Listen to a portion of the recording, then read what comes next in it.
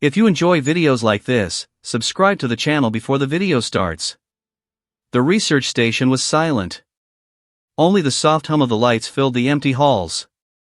On this distant planet, no one ever came here. No one, except the crew who sent the last, faint distress signal. Jared walked carefully through the metal corridor. Every step echoed. He tightened his grip on his plasma gun. His heart was pounding, and a cold sweat ran down his neck. Something didn't feel right. He had seen the signal, the warning, and now he was alone. A shadow moved across the far wall. Jared froze. He squinted, trying to make out the shape. It was tall, too tall to be human, or so it seemed in the dim light. Its limbs were long, and it moved strangely, almost like it was slipping over the floor. He whispered to himself, "What is that?" Jared took a step forward, and the figure stopped. It was still. Too still. He could hear the faint breathing, shallow and fast. Something inside him screamed danger. His training kicked in. He raised the gun slowly, trying not to make any sudden noise. The figure tilted its head. A soft, almost unearthly sound came from it, a low, eerie hum that made Jared's skin crawl. His mind raced. Was this a monster? An alien predator? Every horror story he had heard seemed real now, standing right in front of him. He remembered the message from the control station, "Do not approach. It is something dangerous." His pulse quickened. Dangerous? No, it's worse than that, he muttered. It's a monster. Jared stepped closer, the gun aimed steadily. Every nerve in his body screamed to attack, to defend himself. He felt trapped in a nightmare, where the line between courage and fear was so thin it could break at any moment. Then, the figure moved again. Faster this time. It didn't roar. It didn't strike. It just glided toward the wall, its shadow stretching unnaturally long. Jared's mind raced. He remembered stories of explorers attacked by creatures that looked harmless at first. "I can't wait. I have to," his voice was barely a whisper. As he raised the gun higher, ready to fire, the figure turned slightly.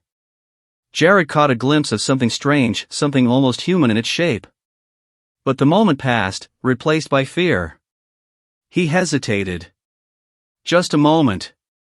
That one moment could decide everything. Then, the lights flickered. A loud metallic clang echoed through the station. The figure froze. Jared's finger tightened on the trigger. The corridor seemed to stretch forever, silent except for the beating of his own heart. He whispered, almost to himself, "I have to know what it is." The shadow moved one last time. Its eyes, or where its eyes should be, glowed faintly in the dark. Jared's stomach twisted. Something deep in him warned, this was no ordinary encounter. Whatever stood there, it was waiting. Waiting for him to make the first move. And Jared knew, whatever happened next, nothing would be the same again.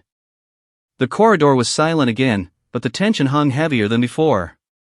Jared's hands shook slightly as he lowered his gun, unsure if he should fire or wait. The figure didn't attack.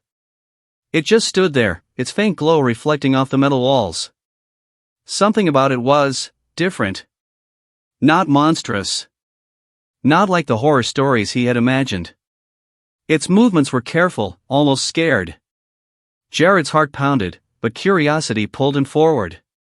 He stepped closer, keeping the gun raised, eyes fixed on the shadow. The closer he got, the more he noticed its shape was humanoid. Not a monster. Not a predator. But wounded. There was a deep gash across its arm, dark against the pale, almost translucent skin. Jared froze. His mind spun. If this is a monster, it's the strangest one I've ever seen. He lowered the gun slightly, heart torn between fear and pity. The figure shifted, weakly, and a soft voice escaped. It wasn't a roar, or a hiss, or any sound he expected. It was trembling, human-like, almost desperate. "Please, don't." Jared's pulse raced. He blinked. Was it speaking to him? The words barely made sense, but there was something in them, a plea, a warning, maybe even trust. He took another step. What are you? He asked, voice tight. The figure coughed, staggering slightly. I came to help, it whispered, each word slow and pained. Not to. Jared's mind refused to process it. Could he have been wrong this whole time? Could the creature he had feared actually be innocent? A loud noise from the far end of the corridor made both of them jump. Jared turned instinctively, but the figure caught his hand with surprising strength. Its eyes, faintly glowing, held a desperate intensity. Listen, you must believe me, it said. Everything you fear is not what it seems. Jared swallowed hard. His training told him to be careful. His instincts screamed danger. But something in the figure's tone, fragile, urgent, real, made him hesitate. He lowered the gun completely. Then, what are you? The figure gasped. I came to save you, not hurt you, it said. Its voice cracked. Then it collapsed slightly, unable to stand, looking more human than any monster could ever look. Jared's stomach twisted. The fear, the anger, the readiness to fight, it all clashed with the truth slowly forming in his mind. He had attacked what he believed was a monster, but the words she just spoke changed everything. And in that moment, he realized the fight he had prepared for was never really against a monster. It was against his own fear. Jared stared at her, breathing heavy, heart still racing. The glow from her eyes dimmed as she slumped slightly against the wall. For a moment, silence filled the corridor, heavy, almost sacred. He knelt beside her, unsure what to do. The gun lay forgotten at his side. Every instinct screamed caution, but something deeper, something human, pulled him forward. He couldn't leave her like this, not when she had tried to save him. I attacked you, he whispered, voice shaking. I thought you were a monster. She managed a weak smile, almost sad. Fear makes us blind, sometimes, she said. Her words were soft, yet filled with an urgency that struck him to the core. You are not like them. Humans, she coughed, struggling to speak. You see truth differently. Jared's mind reeled. Her words, her presence, they weren't threatening. They carried knowledge, a kind of understanding humans rarely had. And slowly, a realization sank in, this being wasn't a monster, and he wasn't a fool for fearing her at first. But humans, through curiosity, courage, and empathy, could see beyond fear. The corridor suddenly shivered, a low vibration running through the station. The walls glowed faintly, and panels lit up one by one, as if responding to her presence. She tried to rise, but Jared caught her arm, steadying her. You save me, he said quietly. No, she whispered, we save each other. But you must trust humanity, your humanity. Her voice grew weaker, but it carried power beyond words, hope, courage, and the reminder that fear should never decide truth. Jared's chest tightened. He realized then that the monster was a guardian of this place, a protector misunderstood, and he, the human, had the chance to see clearly, to choose compassion over violence. He helped her to a safer area, supporting her as the station responded to her.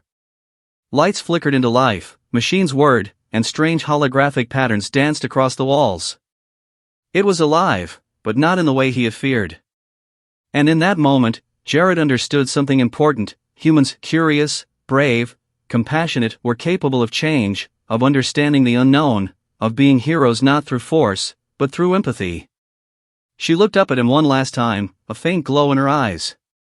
Remember, humans are special because you choose.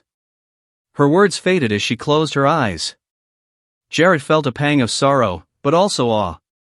He had faced what he believed was a monster, and found a truth far greater. Standing alone in the corridor, he whispered, I attacked a monster, but the real monster was my fear. And the real hero is us humans.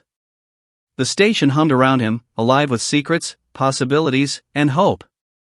And for the first time, Jared felt truly connected not just to this place, but to the courage and empathy that made him human. If you liked the video, please like, share, and don't forget to subscribe to the channel.